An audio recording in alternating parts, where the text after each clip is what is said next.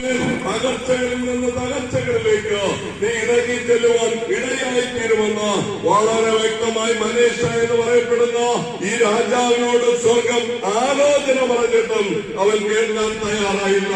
പിന്നെ നമ്മൾ കാണുന്നത് കൊളുത്തുകളാൽ മൂക്കുകയറിട്ട് പിടിച്ചതുപോലെ കൊളുത്തുകളാൽ പിടിക്കപ്പെട്ടവനായി ഈ രാജാവ്, ഇസ്രായേലിന്റെ രാജാവ് അടിമത്തത്തിലേക്ക് കടന്നു പോകുവാൻ ഇടയായി തീർന്നപ്പോൾ അവിടെ നിന്നുകൊണ്ട് അവൻ മനം തിരിഞ്ഞു.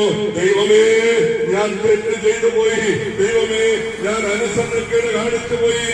ദൈവമേ, ഞാൻ അറിയേണ്ട വിധത്തിൽ നിന്നെ അറിയാൻ കഴിയാതെ പോയല്ലോ. അപ്പാ, കരുണയാകണമേ.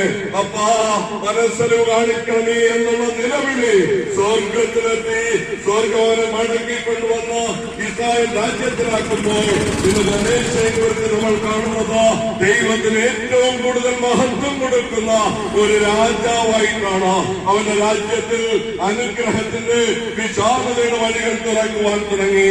ഇന്നാരെങ്കിലും നിരാശയുടെ നടുവിൽ, ദാരിദ്ര്യത്തിന്റെ നടുവിൽ, അടിമത്തത്തിന്റെ നടുവിൽ, കഷ്ടതയുടെ നടുവിൽ, കണ്ണീരിന്റെ നടുവിൽ, രോഗങ്ങളുടെ നടുവിൽ അധ്വാനിച്ചിട്ടും ഫലം തരാത്ത നിലവാരത്തിൽ ആരെങ്കിലും ആയിരിക്കുന്നുവെങ്കിൽ സഹോദര, യേശു ക്രിസ്തുവിന്റെ നാമത്തിൽ ഞാൻ വിളിച്ചു പറയുന്നു, നിനക്കൊന്ന് നിന്നെ തിരിഞ്ഞു നോക്കാമോ? നിന്റെ വഴികളെ തിരിഞ്ഞു നോക്കാമോ? നീ ആയിരിക്കുന്ന അവസ്ഥകളെ ഒന്ന് തിരിഞ്ഞു നോക്കാമെങ്കിൽ നിനക്ക് വേണ്ടി ഇറങ്ങി വരുന്ന ദൈവത്തെ നീ കാണുവാൻ തുടങ്ങും.